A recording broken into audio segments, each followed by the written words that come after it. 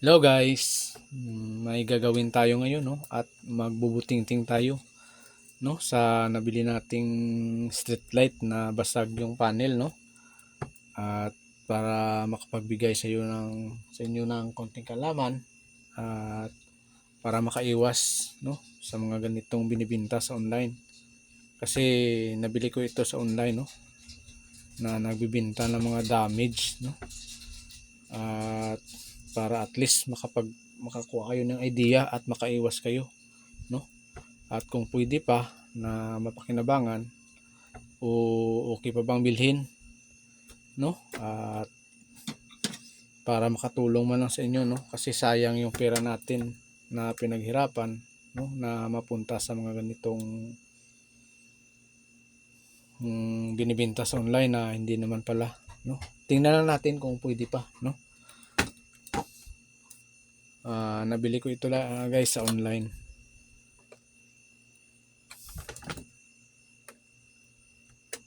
Puro damage yung binibenta nila, no?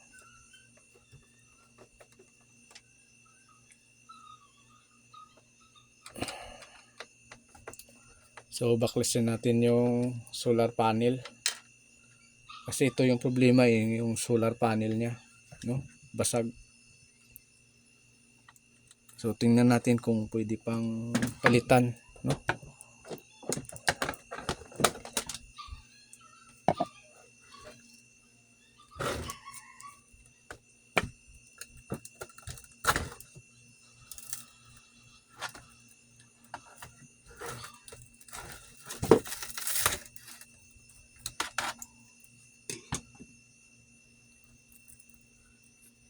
So ito siya guys, oh.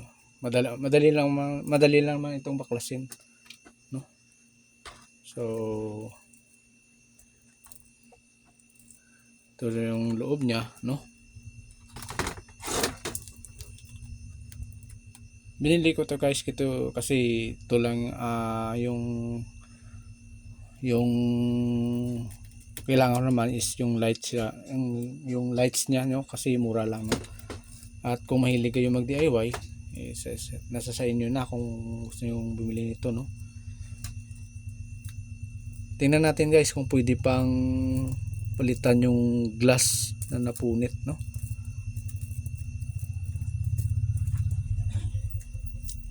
So kung aalisin natin guys yung mga glass niya, no? Yung seal ng panel is sumasama, napupunit din, no? So hindi pwede ito guys alisin yung glass, no? Kaya pero gumagana pa naman siya, no? Kasi na-try ko ito sa labas, no? At may voltahe siya, no? Na 3.7, no? 3.7, no? Yung voltahe na lumalabas sa panel niya, no? Gamit ng digital natin, no? Yun nga guys, no? Hindi pwedeng palitan ito o alisin yung glass niya kasi yung seal niya is mapupunit din at saka no, malus connection po ito kung pipilitin natin, no? Kasi nga, oh, mapupunit talaga, no? So hayaan lang natin guys, no? Pag nakabili ng panel na sa ibang store, no? Pwede lang itong palitan, no? So diyan na lang yan guys. Hindi pwedeng ay baklasin yan yung glass niya at palitan, no? Kasi mapupunit din at masisira. So diyan na lang yan, no? So hindi pwede guys, no? Na palitan yung glass kasi masisira. So yun na guys, yun. So tingnan na lang natin guys yung baterya niya, no?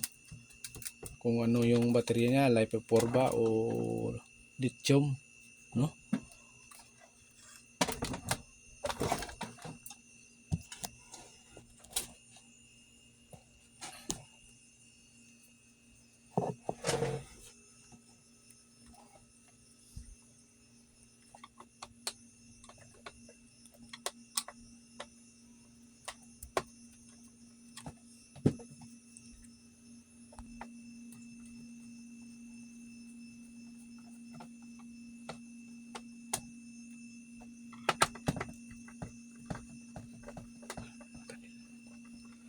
Madali lang naman itong buksan guys, no? Kasi ito lang yung takip niya. Tingnan natin kung may durability ba o kaya bang pangmatagalan upang magdamagan, no? At makakuha kayo ng idea na kung bumili kayo ng ganitong street light, no?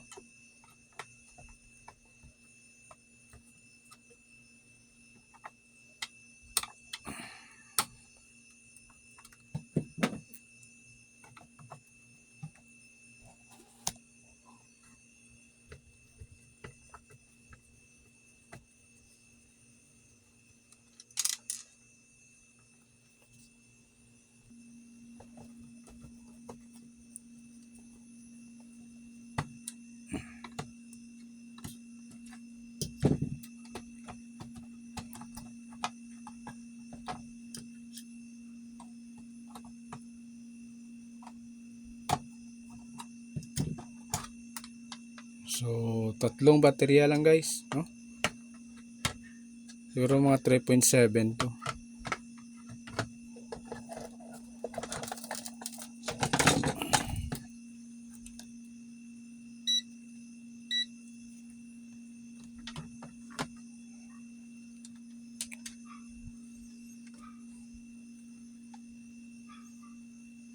Gamitan siya natin ng tester, no?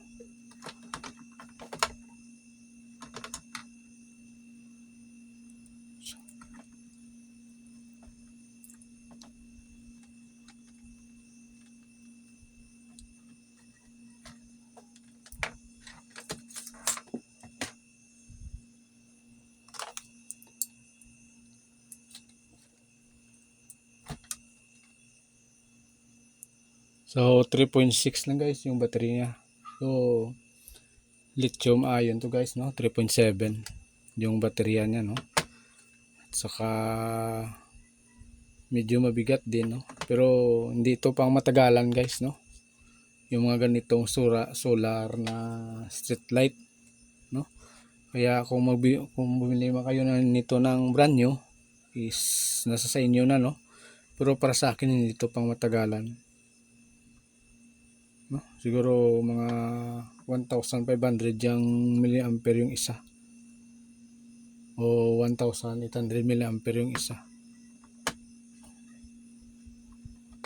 So yan lang po guys yung baterya niya, no? Kung bumili kayo nito ng brand new sa online, nasa sa inyo na. At least nagkaroon kayo ng idea, no?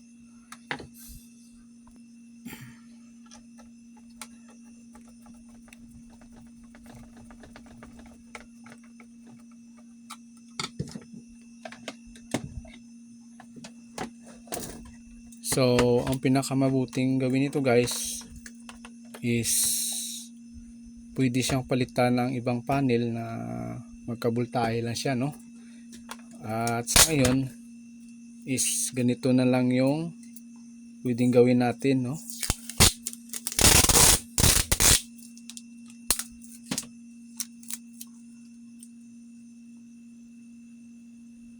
Yung clear na scotch tape, no? Ito lang po yung pinaka basic o tanging paraan, no? Para mapakinabangan siya, no? Kasi nga hindi siya pwedeng ibilad. Ano ganyan lang, no? Baka umulan saglit is mababasa siya, no? Kaya temporary lang muna is ganyan lang, no? At least magagamit siya, no? At i-DIY na lang natin kung mayroon ng panel na bago, no?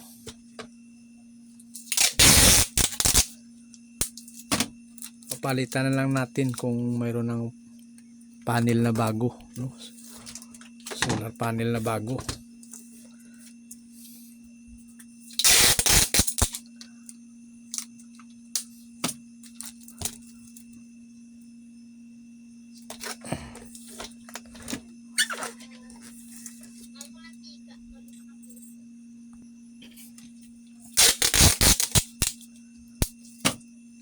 sa mga nagbabalak dyan, no? At baka maligaw kayo sa page na yan, no? Na nagbibinta ng mga ganitong items na mga damage, no? So iwasan nyo na lang guys, no? At baka magsisisi kayo, no? Sa na binili nyo yung mga ganitong items, no? Ang sa akin lang is para makatulong sa inyo, no?